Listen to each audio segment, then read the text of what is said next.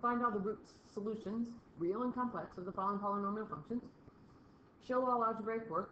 Write the answers in simplest fraction form and or simplest radical form. If we take a look at this first one here, it looks like we cannot factor. So we're going to start by typing this function into our calculator, and I already typed it into the y equals part of the function or feature of the graph. So once we have it typed in, we're going to hit graph. What we can see here is we can see at least one root, maybe two of them. And what I'm seeing is it looks like -3 is a root, and it also looks like -1 is a root. Remember, we can go to the table, which is going to be second and graph. That gets us to the table. There's -1, which is the one I wasn't sure of. And if I scroll up, -3, 0, -1, 0. They're called zeros of the function. So where our y value is 0. So what we know right away from our picture is -3 and -1. I'm going to pull that picture up one more time just so you can see it once again. -3 and -1.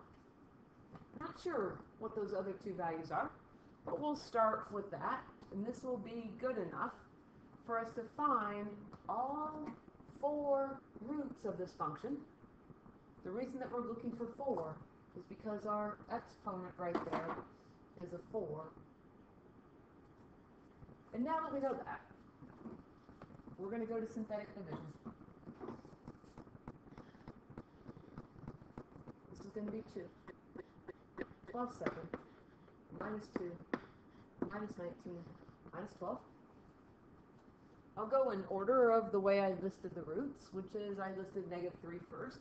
It does not make any difference. We're going to carry down the 2. -3 times 2 is -6. 7 minus 6 is 1. It's +1. -3 times +1 is -3. -2 times 3 is -5. -3 times -5 is +15. -19 plus 15 is -4. -3 times -4 is +12. -12 plus 12 is 0, and it better be 0. We confirmed not only on the picture in the calculator, we also confirmed in the table that we're going to get a root. So if we don't get 0 on this, we need to go back and check our work. Well, now that we used our -3, remember we found 2 roots on the calculator, so let's take our -1. We're going to carry down. -1 times 2 is -2. And 1 minus 2 is -1. -1 times -1 is +1.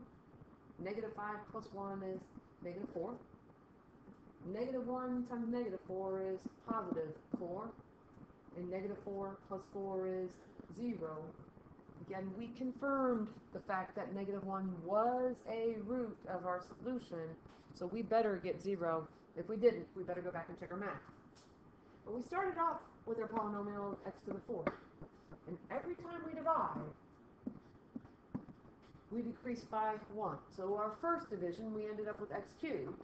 We just did our second division, so we end up here with x squared. And what this is representing then is this is 2x squared minus 1x minus 4 equals 0. And we're going to use the quadratic formula to figure out the remaining values here. A is 2, B is -1, C is -4. So x equals the opposite of b, plus or minus the square root of b squared minus 4 times a times c, all divided by 2 times a. Double negative is positive. So we have 1 plus or minus. Let's type that in. -1 squared minus 4 times 2 times negative 4, which is 33. X equals 2 is 4. We cannot simplify this anymore. That represents our remaining 2 solutions that we're looking for. Again, we started off by saying that we're going to have 4. We found 2 of them in the calculator, negative 3, negative 1. And then we just finished with 1 plus the square root of 33 divided by 4, and 1 minus the square root of 33 divided by 4. If you write 1 plus or minus the square root of 33 over 4, that is fine.